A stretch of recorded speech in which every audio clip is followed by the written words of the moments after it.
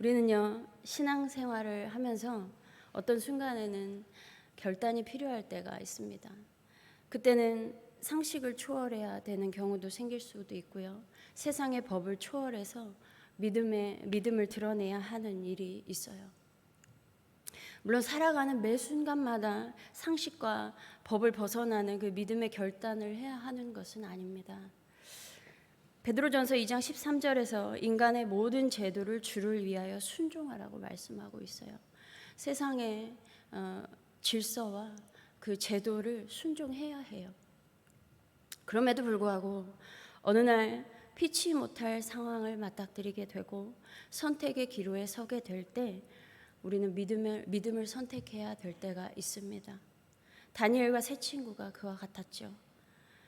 남유다 왕국의 8살의 왕위에 올랐던 요시야 왕이 그 전국에 퍼져 있던 그 우상 숭배를 깨끗이 정비하죠. 그리고 성전을 보수합니다. 성전을 보수하다가 버려져 있던 하나님의 말씀을 발견하고는 하나님의 말씀대로 살기로 온 나라의 백성과 다짐하며 개혁을 단행했어요. 이렇게 남유다 왕국의 거의 말미에 이렇게 개혁을 단행합니다. 그러나 안타깝게도 요시야가 애굽과의 전쟁으로 무기또에서 전사를 해요. 이 요시야의 죽음 이후에 얼마 지나지 않아서 남유다는 바벨론의 침공을 받기 시작합니다. 그러나 침공을 받는 와중에도 요시야 이후에 세워진 남유다의 왕들은요, 왕조가 끝날 때까지, 이 나라가 멸망할 때까지요, 여호와 앞에 악을 행하기를 멈추지 않았습니다.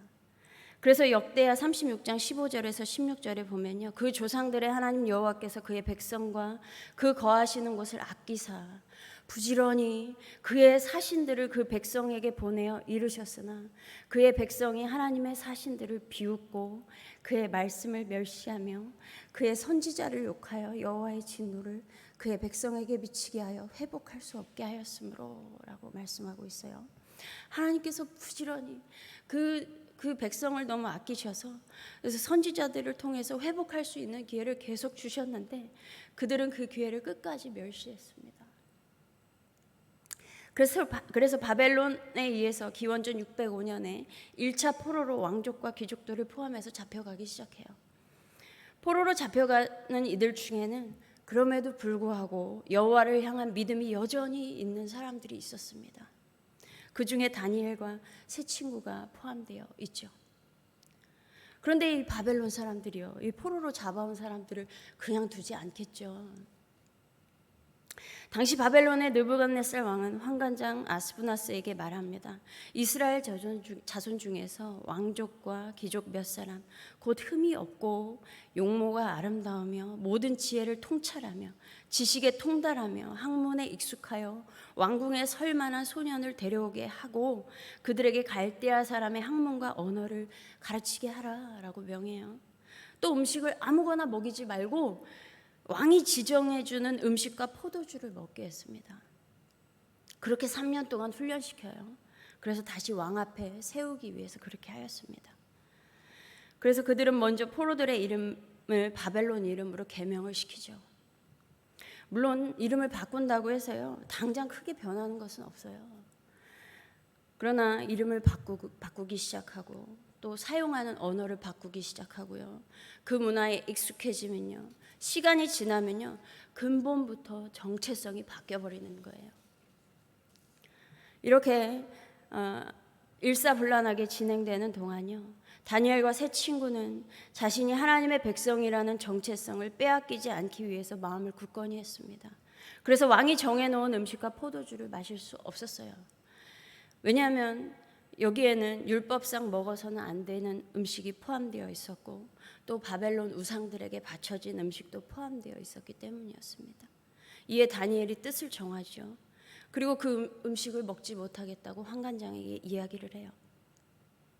이 다니엘의 말을 들은 환관장은요, 그 음식은 왕이 지정한 음식이다. 너희가 그것을 먹지 않아서 만약 너희 얼굴이 좋지 않으면 내 목숨이 위태로워진다 라고 이야기를 합니다.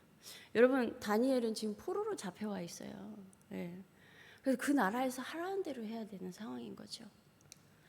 그 당시에요, 바벨론은 최강대국이에요. 그 주변 나라를 모두 평정했다고요.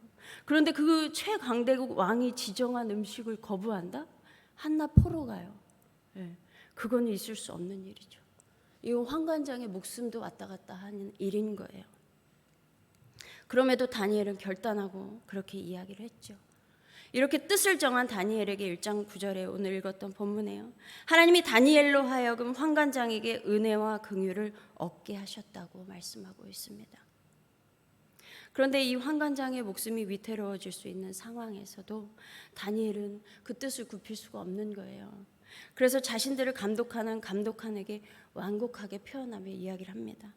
열흘간 물과 채소만 먹게 해주세요.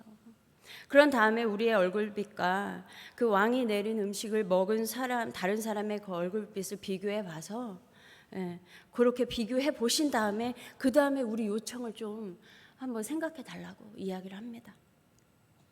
이 말을 들은 감독관 역시 감독관 어이없어 할 수도 있는 거예요. 지금 한낱 포로가 지금 시험이고 뭐고 먹으라는 대로 먹어야지 지금 뭐 하고 있냐 이렇게 무시하면 그만이에요. 그러나 역시 하나님의 은혜와 긍휼로 인해서 감독관이 다니엘의 말을 따라서 열흘 동안 시험을 해봅니다. 그리고 열흘이 지나서 보니까 왕의 음식을 먹은 사람들보다 얼굴빛이 더 건강한 거예요. 그래서 그 이후로도 계속 채소를 먹게 해줬죠. 이렇게 하나님의 은혜와 긍휼은 세상의 왕의 명령도 초월하는 힘이 있습니다. 그러나 포로의 삶이 녹록지 않죠. 다니엘과 세 친구에게 위기는 계속 찾아옵니다. 어느 날 느부갓네살 왕은 자신의 꿈 때문에 번민하면서 바벨론의 박수와 술객과 점쟁이와 갈대아 술사들을 불러서 자신이 꿈을 얘기해 주지도 않고 해석해 보라는 거예요. 그러니까 아무도 그 꿈을 모르는데 어떻게 해석하겠어요? 그러니까 모두 죽입니다. 그래서 다니엘과 세 친구들도 잡아서 죽이겠다고 하는 상황에서 다니엘이 좀 천천히 좀 잠시만 제가 하겠습니다라고 해서 그렇게 해서 느부갓네살 왕이 꾼 은밀한 꿈을 밝히 알아내고요. 하나님의 은혜로요. 그 꿈을 해석하죠. 이 일 이후에 다니엘은 궁전에 계속 머물게 되고요. 다니엘이 왕에게 요청해서 세 친구들은 지방 관리로 파견이 돼요. 그러던 어느 날 왕은 금으로 신상을 만들고 낙성식을 한다면서 지방 관리들을 다 모으는 거예요. 그래서 절을 하라고 하는 것이죠. 이에 절하지 않은 이유로 세 친구들은 풀무불에 던져집니다. 그러나 하나님께서 지켜주셔서 살아나고요. 또 한 번은요, 다니엘이 왕이 내린 조서를 무시하고 늘 자신이 하던 대로 예루살렘을 향하여 기도를 하다가 다니엘을 시기하는 무리들이 왕에게 참소하는 바람에 그 굶주린 사자굴에 던져지죠. 그러나 이번에도 하나님의 은혜로 그 보호하심으로 살아나죠. 이렇게 하나님의 은혜와 긍휼은 이들을 계속 보호했습니다. 그렇게 해서 1장 21절 마지막 절에 다니엘은 고레스 왕 원년까지 있었다고 말씀하고 있어요. 고레스 왕 원년까지 왕궁에 계속 있었다는 거예요. 이 고레스 왕이 바벨론을 망하게 하고 페르시아를 세운 초대 왕이잖아요. 그러니까 하나님께서 고레스 왕을 통해서 유대인 포로를 또 예루살렘에 귀환을 시키죠. 그러니까 성경에 의하면요, 다니엘은요 1차 포로로 잡혀와서 바벨론 왕궁에서 평생을 살다가 포로기가 끝나고 유대인의 1차 귀환까지 보게 됩니다. 여러분, 우리에게도 어떤 날 신앙의 뜻을 정하고 결단을 내려야 하는 시기가 찾아올 수가 있어요. 그런 시기가 있습니다. 야곱도요, 에서가 400명의 군사를 이끌고 온다는 소식에 종들과 다른 식구들 다 먼저 보내고 앞서 보내고 자신은 맨 뒤에서 여차하면 도망칠까 늘 있다가 야복강에서 하나님과 결혼 후에 에서가 400명의 장정을 거느리고 오는 것을 직접 보면서 창세기 33장 3절에 보면 자기는 그들 앞에 나아가대. 그러니까 이제 야곱이 가족들 맨 앞으로 나아가는 거예요. 하나님께서 자신에게 축복하셨음을 믿는 믿음도 있었겠지만 혹 에서가 자신을 공격하더라도 받아들이겠다는 믿음의 결단도 있었을 것입니다. 그래서 이제는 뒤에 숨어 있지 않고 가족들의 맨 앞으로 나아가서 그렇게 두려워하던 형 에서와 마주했어요. 그러나 하나님의 은혜로 극적으로 화해했죠. 삼손도 보면요, 엄마 뱃속에 있을 때부터 하나님께서 택하셔서 나실인으로 이미 하나님께 드려지고요, 그렇게 살았는데 겉모습만 나실인이었지 삶은 그렇지가 않았습니다. 여인의 꾀임에 넘어가서 머리털이 잘리고 결국 블레셋 사람들에게 두 눈이 뽑히게 돼요. 그리고 블레셋 통치자들은요, 이렇게 삼손을 잡아들인 다음에요, 그들의 신인 다곤 신에게 큰 제사를 드리려고 신전에 모여서 막 삼손 사로잡은 것을 자축하면서 막 다곤 신을 찬양합니다. 그리고는 삼손을 불러내서 제주를 부리게 해요. 조롱거리가 된 거예요. 이 일은요, 삼손 자신에게도 그리고 하나님의 백성으로서도 치욕스러운 일이죠. 이렇게 제주를 부리게 한 다음에 삼손을 기둥 사이에 세워둡니다. 삼손은 이때다 하고서 하나님께 간구하죠. 부르짖습니다. 하나님, 나를 기억해 주십시오. 이번 한 번만 내게 힘 주십시오. 블레셋 사람들에게 원수를 갖게 해주세요.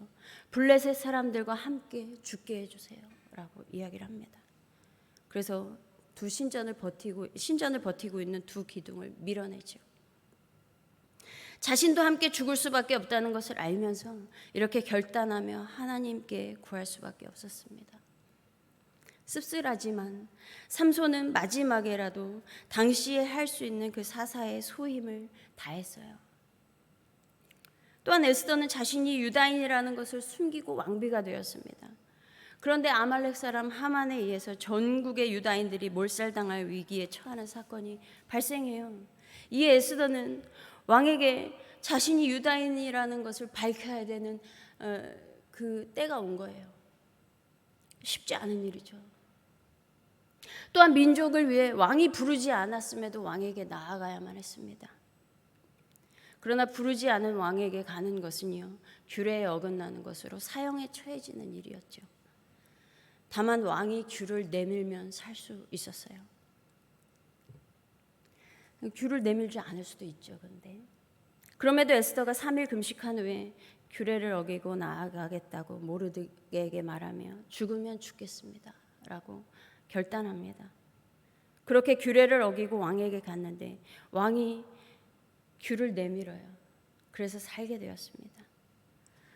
아마 왕도 알았을 거예요. 이렇게 규례를 어기고 나에게 나아온 것, 자기가 죽게 될 수도 있다는 걸 알면서도 자신에게 왔다는 것은 왕도 알고 있었을 거예요. 그런데 자신의 목숨을 저렇게 내놓을 만큼 뭔가 있구나라는 걸 눈치챘겠지요. 그래서 규를 내밀었던 것입니다. 그리고 왕은 에스더에게 이렇게 얘기해요. 소원이 뭐냐? 요구 뭐냐? 내가 이 나라의 절반이라도 줄게. 얘기해봐라. 이렇게 해서 결국 전국의 유다인은 살게 되고 계략을 꾸민 하만이 죽게 되었습니다. 뿐만 아니라 사도행전에 보면요, 바울이 예루살렘으로 가면 결박당하고 이방인의 손에 넘겨질 것을 성령께서 선지자 아가보를 통해 말씀해 주셔요. 이 말을 들은 사람들은 바울에게 예루살렘으로 가지 말라고 이야기합니다. 그러나 바울이 이렇게 얘기하죠. 여러분이 왜 울며 내 마음을 상하게 합니까? 나는 주 예수의 이름을 위하여 결박당할 뿐 아니라 예루살렘에서 죽을 것도 각오했습니다. 바울이 이렇게 얘기하니까 그럼 주님 뜻대로 이루어질 것입니다 하고서 권면을 그치죠. 결국 성령께서 말씀하신 대로 예루살렘에 가서 바울은 결박당해요. 체포당합니다. 그리고 가이사에게 상소해서 바울은 이방인들에게 넘겨져서 로마까지 가게 됩니다. 여러분, 내가 희생하기로 믿음의 결단을 한다고 해서 희생되지 않고 원래 소원했던 방향으로 풀릴 수 있어요. 그러나 때로는 결단한 대로 희생될 수도 있습니다. 그럼에도 우리에게 믿음의 결단이 있어야 하는 것은 내가 믿는 하나님에 대한 믿음이 있기 때문인 것이죠. 또한 나 한 사람의 믿음의 결단이 나 하나만을 위한 것 같지만 결코 그렇지 않습니다. 한 민족을 살릴 수도 있고요, 죽어가는 영혼을 살리는 일일 수도 있어요. 물론 매번 상식을 벗어나서 행동하고 세상의 제도와 법을 거스르는 행동을 하라는 것이 아닙니다. 그러나 어떤 경우에 세상의 흐름과 우리의 신앙과 상충이 될 때, 그래서 선택의 기로에 섰을 때에 우리가 당장은 손해보고 희생하게 될지라도 믿음의 선택을 해야 한다는 것입니다. 세상은 인간 중심이죠. 나 중심을 위한 삶을 강조해요. 손해보지 말라고 합니다. 힘들면 희생하지 말라고 해요. 나와 맞지 않으면 그 사람하고 손절하라고 합니다. 물론 우리에게도 나를 돌보고 때로는 나만 생각하는 시간도 필요하더라고요. 그러나 계속 그렇게만 살아갈 수는 없는 것입니다. 하나님은 하나님과 나 그리고 이웃 이렇게 전체를 아우를 줄 아는 이러한 안목을 갖기를 원하시는 거예요. 하나님만 바라봐서도 안 되고요. 나만 바라봐서도 안 되고요. 이웃만 바라봐서도 안 됩니다. 이것을 균형을 맞춰야 되는 거예요. 그리고 하나님께서 창조한 세상은요, 나 하나만을 위해서 살다가 끝나는 것이 아니라 우리 후손들에게 물려줘야 될 책임이 우리에게 있는 거예요. 그러기 위해 우리가 서로 희생하는 것이 불가피합니다. 여러분, 만약에요, 삼손이 블레셋 사람들에게 잡혀서 그 남은 생을요 무기력하게 그들 앞에서 재주나 넘는 삶을 살다가 앞도 안 보이고 그렇게 살다가 인생을 마쳤다고 생각해 보세요. 다니엘이 왕이 정한 음식을 거부하지 않고 그냥 난 포로니까 주는 대로 먹고 새 친구들이 왕이 명령한 대로 금신상에 절을 했다고 생각해 보세요.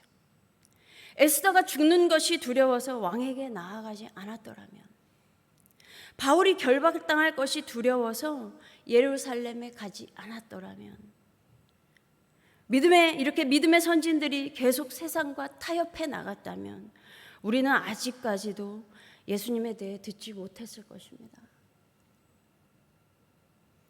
그리고 어찌하여 예수님을 믿게 되었다 하더라도 믿음의 선진들에게서 배울 만한 신앙이 없는 거예요.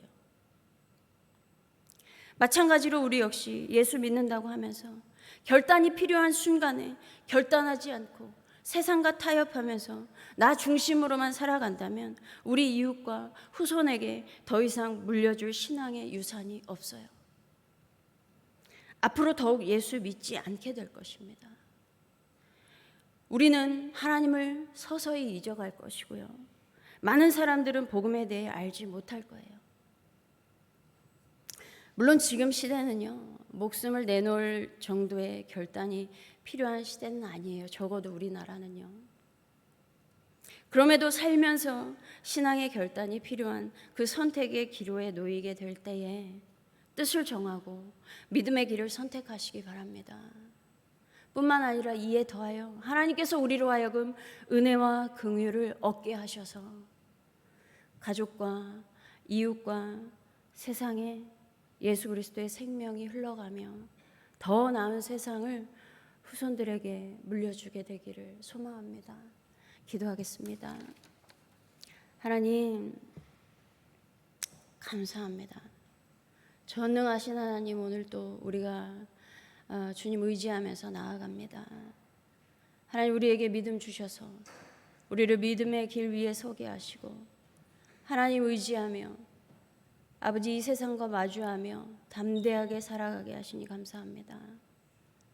하나님, 우리에게 더욱더 믿음 더하여 주시고 하나님의 은혜와 긍휼을 더하여 주셔서 이 믿음이 우리에게서 나에게서만 끝나는 것이 아니라 우리 가족에게, 이웃에게, 세상에 흘러가게 하시고 많은 생명이 우리가 바라는 그 빛을 보게 하셔서 주님께로 돌이키는 귀한 은혜 허락하여 주시옵소서. 감사드리며 우리 주 예수 그리스도의 이름으로 기도드립니다. 아멘.